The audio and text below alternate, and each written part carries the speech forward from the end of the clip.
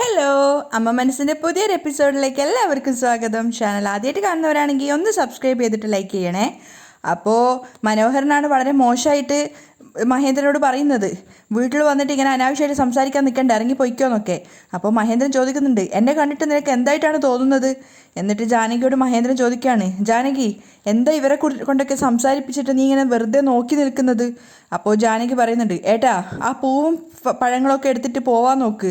എന്തായാലും ചന്ദ്രികയെ കൊണ്ട് സിദ്ധാർത്ഥിനെ കല്യാണം കഴിപ്പിക്കാൻ ഞങ്ങൾ ആഗ്രഹിക്കുന്നില്ല. അത് കേട്ട് മഹേന്ദ്രനും ലക്ഷ്മി ആകെ സങ്കടത്തിലാവുകയാണ്. ലക്ഷ്മി ജാനകിയോട് ചോദിക്കുന്നുണ്ട്, എന്താ ജാനകി ഇങ്ങനെ പറയുന്നത്? ചന്ദ്രികയും സിദ്ധാർത്ഥും പരസ്പരം പ്രണയിക്കുന്നുണ്ട്. അവരെ നമ്മൾ വേണ്ടേ ഒരുമിപ്പിക്കാൻ? നമുക്കുള്ള പ്രശ്നങ്ങൾ നമ്മുടെ ഉള്ളിൽ തന്നെ നിൽക്കട്ടെ. അപ്പോൾ മേഘ ഇങ്ങനെ ദേഷ്യത്തോടെ നിൽക്കുകയാണ് ലക്ഷ്മിയുടെ സംസാരം കേട്ടിട്ട്. നമ്മൾ തമ്മിലുള്ള ദേഷ്യം സിദ്ധാർത്ഥിനോടും ചന്ദ്രികയോടും കാണിക്കേണ്ട. നമ്മൾ മുതിർന്ന ആൾക്കാർ ചേർന്നിട്ട് അവർക്ക് നല്ലൊരു ജീവിതം ഉണ്ടാക്കി കൊടുക്കാം. അപ്പോൾ ജാനകി പറയുന്നുണ്ട്, ഇങ്ങോട്ട് നോക്കേട്ടത്തി, ഞാനൊരു കാര്യം പറയാം. എനിക്ക് നിങ്ങളുടെ മോളെ തീരെ ഇഷ്ടമല്ല. അവളുടെ കൂടെ ചേർന്നൊരു ബന്ധം ഉണ്ടാക്കാൻ ഞങ്ങൾക്ക് താല്പര്യമേ ഇല്ല. ഇനി നിങ്ങൾ സംസാരിക്കണ്ട. അത് കേട്ട സമയത്ത് മുത്തശ്ശിക്കും മേഘയ്ക്കും ഒത്തിരി സന്തോഷമാവുകയാണ്. മേഘ അവളുടെ ആ ഒരു തന്ത്രം ഫലിച്ചതിൻ്റെ സന്തോഷത്തിലാണ്. ശേഷം ജാനകി മഹേന്ദ്രനോട് പറയാണ്, ഏട്ടത്തെയും കൂട്ടിയിട്ട് ഇവിടുന്ന് പോവാൻ നോക്ക്. മഹേന്ദ്രനെ സഹിക്കാനാവാത്ത സങ്കടം വരുന്നുണ്ടായിരുന്നു. കാരണം ഒരിക്കലും ജാനകിയുടെ അടുത്തു നിന്ന് അയാൾ അങ്ങനെയൊന്നും പ്രതീക്ഷിച്ചിട്ടുണ്ടായിരുന്നില്ല. എന്നിട്ട് ഉള്ളു പോയിട്ടുള്ള സങ്കടത്തോടെയാണ് മഹേന്ദ്രൻ പറയുന്നത്, ജാനകി നിനക്ക് എൻ്റെ അടുത്തല്ലേ ദേഷ്യം? എന്തിനാ അത് ചന്ദ്രികയുടെ അടുത്തും സിദ്ധാർത്ഥിൻ്റെ അടുത്തും കാണിക്കുന്നത്? അവർ പരസ്പരം പ്രണയിക്കുന്നതാണ്. അവരെ തമ്മിൽ ചേർത്ത് വെക്കുന്നതിന് നിനക്ക് എന്താ പ്രശ്നം?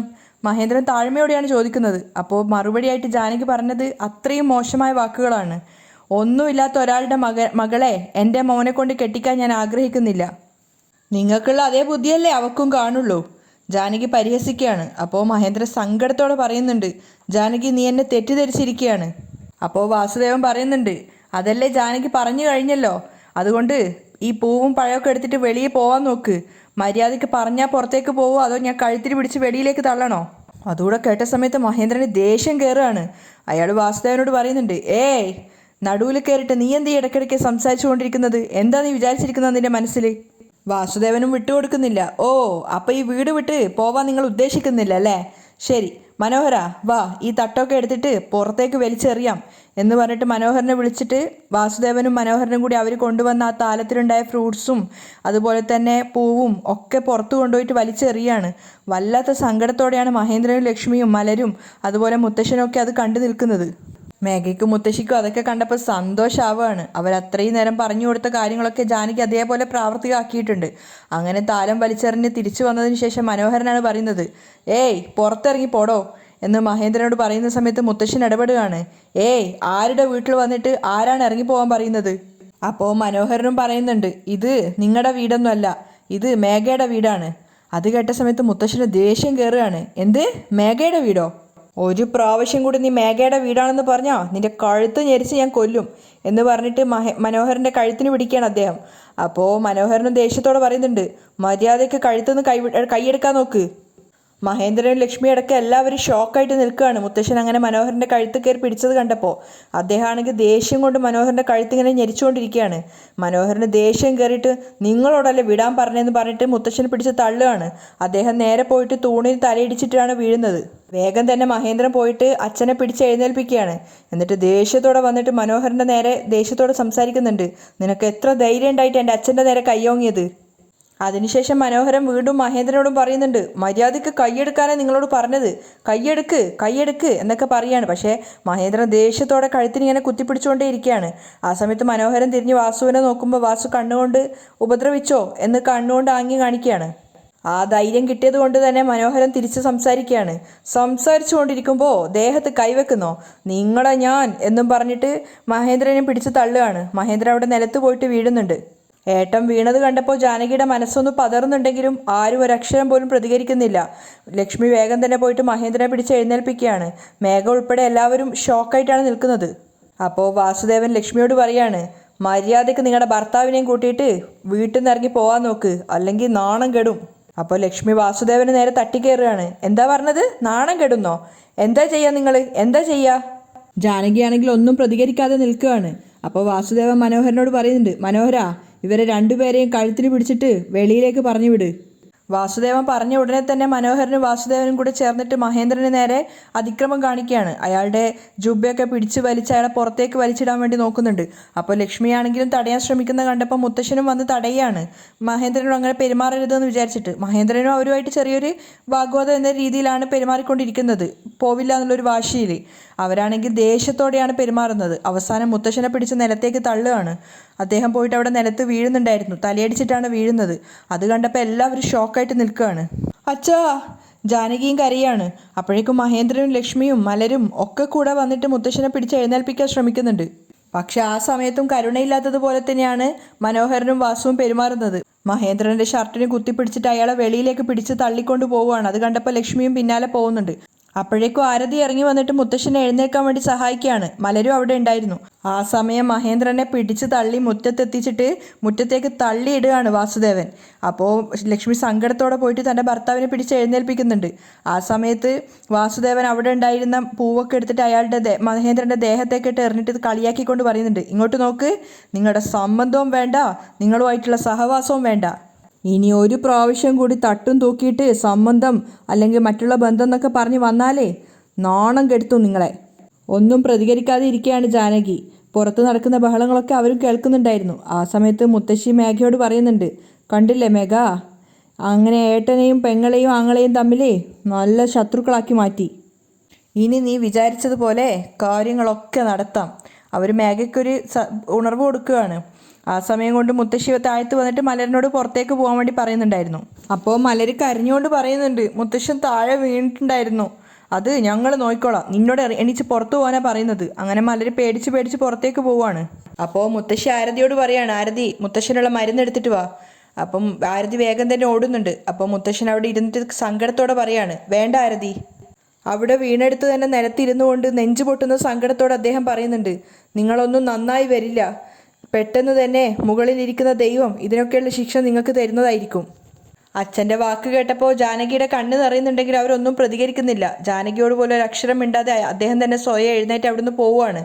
ആ സമയത്ത് പുറത്തു നിന്നുകൊണ്ട് കണ്ണീര് തുടച്ചുകൊണ്ട് മഹേന്ദ്രൻ ഉറക്കെ വിളിച്ചു പറയുന്നുണ്ട്, ജാനകി, ഇപ്പം ഞാൻ പറയുന്നത് നീ നന്നായിട്ട് കേട്ടോ. നീ ആ മേഘയുടെ സംസാരം കേട്ടിട്ടാണ് ഈ കാണുന്ന കളികളൊക്കെ കളിക്കുന്നത്.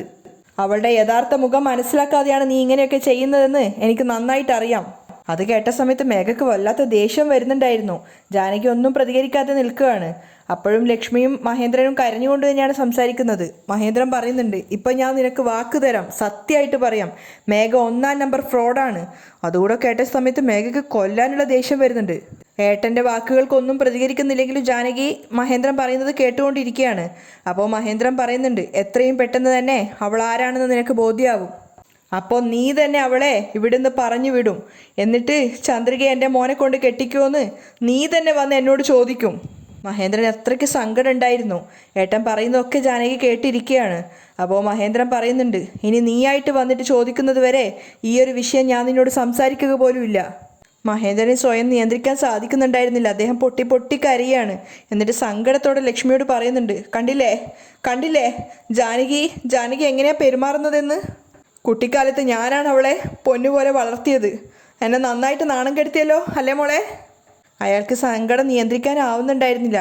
കാരണം ബാക്കി എല്ലാവരും ചെയ്തതിനേക്കാളും അയാളെ വേദനിപ്പിച്ചത് ജാനകിയുടെ വാക്കുകളും പ്രവൃത്തിയുമായിരുന്നു. അപ്പോൾ ലക്ഷ്മി പറയുന്നുണ്ട്, ഏട്ടാ കരയല്ലേ ഏട്ടാ, വാ നമുക്ക് പോവാം എന്നും പറഞ്ഞിട്ട് മലറിനെയും കൂട്ടിക്കൊണ്ട് കരയുന്ന മഹേന്ദ്രനെയും വിളിച്ചുകൊണ്ട് ലക്ഷ്മി അവിടുന്ന് പോവുകയാണ്.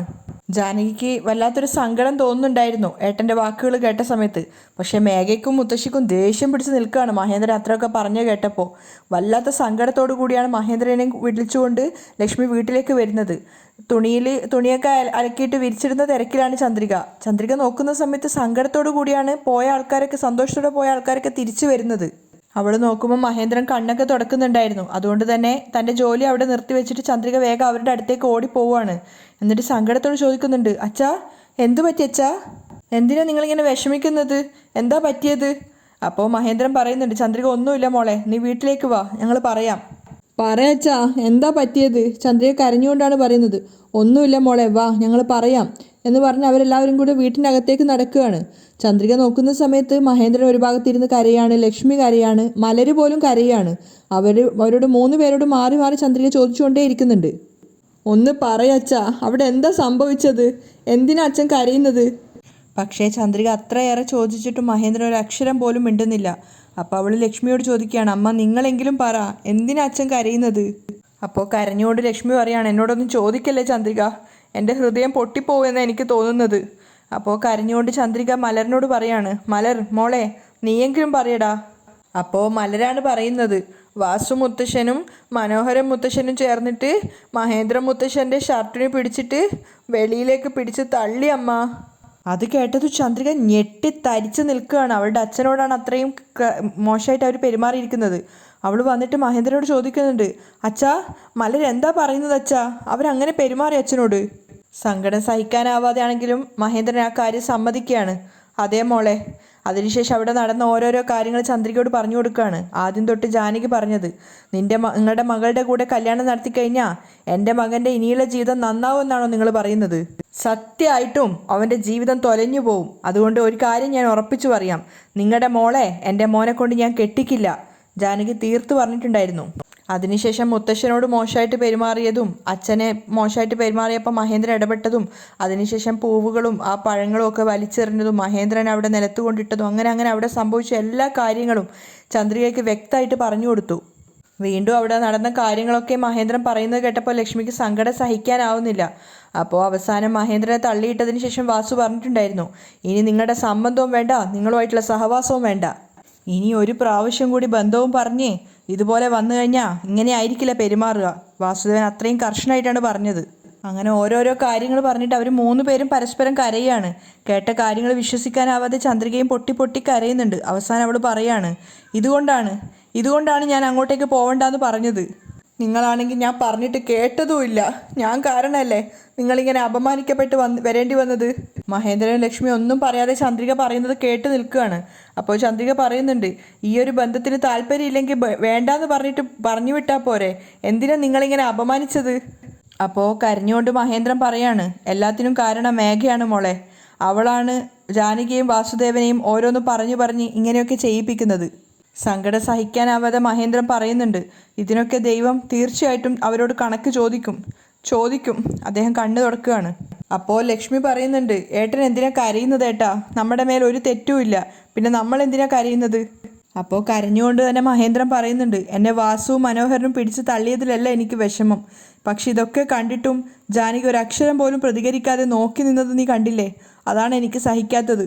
അതാലോചിക്കുമ്പോൾ എൻ്റെ സങ്കടം സഹിക്കാനാവുന്നില്ല. അപ്പോൾ ലക്ഷ്മിയും പറയുന്നുണ്ട്, ഏട്ടൻ പറഞ്ഞത് ശരിയാ, ഇത്ര പെട്ടെന്ന് ജാനകി ഇങ്ങനെ മാറുമെന്ന് ഞാൻ പോലും വിചാരിച്ചില്ല. അപ്പോൾ കരഞ്ഞുകൊണ്ട് മഹേന്ദ്രൻ പറയാണ്, ഇതൊക്കെ പണത്തിൻ്റെ സ്വാധീനമാണ് ലക്ഷ്മി.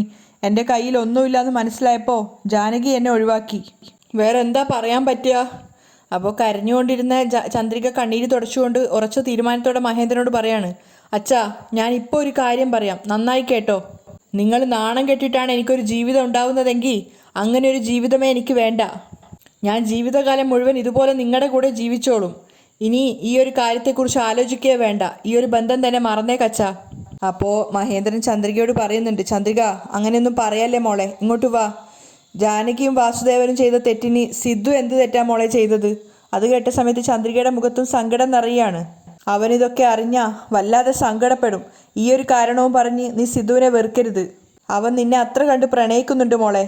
അപ്പോൾ ചന്ദ്രിക പറയുന്നുണ്ട്, അതല്ല അച്ഛാ, നീ ഒന്നും പറയണ്ട മോളെ. അവരവർ ചെയ്ത തെറ്റിനുള്ള ശിക്ഷ അവരവർ തന്നെ അനുഭവിക്കണം. തീർച്ചയായിട്ടും ഒരു ദിവസം മേഘ ചെയ്ത തെറ്റിനുള്ള ശിക്ഷ അവളും അനുഭവിക്കും.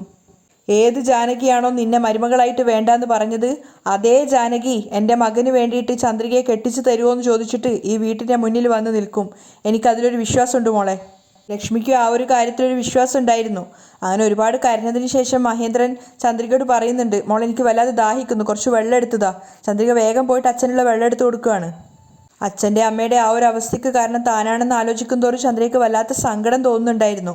അങ്ങനെ നേരം രാത്രി ആയിട്ടുണ്ടായിരുന്നു. മുത്തശ്ശൻ ഒറ്റയ്ക്ക് സോഫയിൽ ഇരുന്ന് ഇങ്ങനെ പൊട്ടി പൊട്ടി കരയാണ്. അദ്ദേഹത്തിൻ്റെ കണ്ണീര് കാണാൻ പോലും ആരും ഉണ്ടായിരുന്നില്ല. രാത്രിയായപ്പോൾ ഓഫീസിലെ വർക്കൊക്കെ കഴിഞ്ഞിട്ട് സിദ്ധാർത്ഥ് വന്നിട്ടുണ്ടായിരുന്നു. കാറിൽ നിന്ന് ഇറങ്ങിയിട്ട് കുറച്ച് ദൂരം നടന്നപ്പോഴേക്കും തന്നെ സിദ്ധാർത്ഥ് കണ്ടിട്ടുണ്ടായിരുന്നു മുറ്റത്ത് പഴങ്ങളും പൂവുകളും ഒക്കെ നിലത്ത് വലിച്ചു വാരി വലിച്ചിട്ടിരിക്കുന്നത്. എന്താ കാര്യമെന്ന് മനസ്സിലാവാതെ അവൻ ഇങ്ങനെ നടന്നുകൊണ്ട് മുന്നോട്ടേക്ക് വന്നിട്ടുണ്ടായി. അകത്ത് കയറിയ സമയത്ത് അവൻ ചുറ്റിലും നോക്കുകയാണ്. കുറച്ചു നേരം നോക്കിയതിന് ശേഷമാണ് മുത്തശ്ശൻ ഇരുന്ന് കരയുന്നത് കാണുന്നത്. സിധു പെട്ടെന്ന് ഷോക്കാവുകയാണ്. എന്താ സംഭവിച്ചിട്ടുണ്ടെന്ന് അവന് മനസ്സിലായി. അപ്പം മുത്തശ്ശൻ്റെ അടുത്ത് പോയിട്ട് വേഗം ചോദിക്കുകയാണ്, എന്തിനാ മുത്തശ്ശ കരയുന്നത്? അദ്ദേഹം നെഞ്ച് പൊട്ടുന്ന സങ്കടത്തോടെ പറയുന്നുണ്ട്, ഇനി എന്ത് പറയാനാ മോനെന്ന്. മുത്തശ്ശ എന്തിനാ കരയുന്നത് പറ, സിദ്ധു സങ്കടത്തോടെ ചോദിക്കുകയാണ്. അപ്പോൾ അദ്ദേഹം കരഞ്ഞുകൊണ്ട് പറയുന്നുണ്ട്, ഇനിയും എന്തൊക്കെ കാണാൻ വേണ്ടിയിട്ടാണ് ദൈവം എനിക്ക് ആയുസ് ബാക്കി വെച്ചിരിക്കുന്നതെന്ന് അറിയില്ല. പ്ലീസ് മുത്തശ്ശ കരയല്ലേ, എന്താ സംഭവിച്ചതെന്ന് പറ. അപ്പോൾ അദ്ദേഹം പറയുന്നുണ്ട്, നടക്കാൻ പാടില്ലാത്തത് എന്തൊക്കെയാണോ അതൊക്കെ നടന്നു മോനെ. നിന്റെ അങ്കിളും ആൻറ്റിയും നിനക്കും ചന്ദ്രയ്ക്കും വേണ്ടി കല്യാണം ആലോചിക്കാൻ വേണ്ടി വന്നിട്ട് അപമാനിക്കപ്പെട്ട് തിരിച്ചു പോവേണ്ടി വന്നു മോനെ. അദ്ദേഹം കരഞ്ഞുകൊണ്ടാണ് പറയുന്നത്. സിദ്ധാർത്ഥ് ആകെ ഷോക്കായിട്ട് നിൽക്കുകയാണ്. എന്തൊക്കെയാണ് മുത്തശ്ശി ഈ പറയുന്നത്? അദ്ദേഹം രാവിലെ അവിടെ സംഭവിച്ച കാര്യങ്ങളൊക്കെ സിദ്ധാർത്ഥിന് പറഞ്ഞു കൊടുക്കുകയാണ്. മനോഹരനും വാസുവും കൂടിയിട്ട് മോശമായിട്ട് മഹേന്ദ്രനോട് പെരുമാറിയതും, താലത്തിൻ്റെ തട്ടെടുത്ത് വലിച്ചെറിഞ്ഞതും, അതിന് പിന്നാലെ മഹേന്ദ്രനെ പിടിച്ച് തള്ളിയതും, അങ്ങനെ ഓരോന്നോരോന്നായിട്ട് എല്ലാം പറഞ്ഞു കൊടുക്കുകയാണ്. വീട്ടിൽ സംഭവിച്ച കാര്യങ്ങൾ അറിഞ്ഞിട്ട് സിദ്ധാർത്ഥ് ഷോക്ക് ആവുകയാണ്.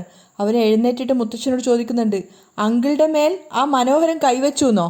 അതേ മോനെ, മേഘയുടെ സപ്പോർട്ട് ഉണ്ടെന്നുള്ള ധൈര്യത്തിൽ ആ മനോഹരൻ നിന്റെ അങ്കിളിനെ അടിക്കാൻ വേണ്ടിയിട്ട് മുറവിളി കൂട്ടുമായിരുന്നു. അവൻ്റെ കൂടെ ചേർന്നിട്ട് നിന്റെ അച്ഛനും മഹേന്ദ്രനെ പിടിച്ച് നിലത്ത് തള്ളിയിട്ടു മോനെ. അദ്ദേഹം സഹിക്കാനാവാതെ കരഞ്ഞുകൊണ്ടാണ് പറയുന്നത്. സിദ്ധാർത്ഥ് ആകെ ഷോക്കായിട്ടാണ് കേട്ട് നിൽക്കുന്നത്. അവിടെയാണ് ഇന്നത്തെ എപ്പിസോഡ് വൈൻഡപ്പ് ചെയ്യുന്നത്.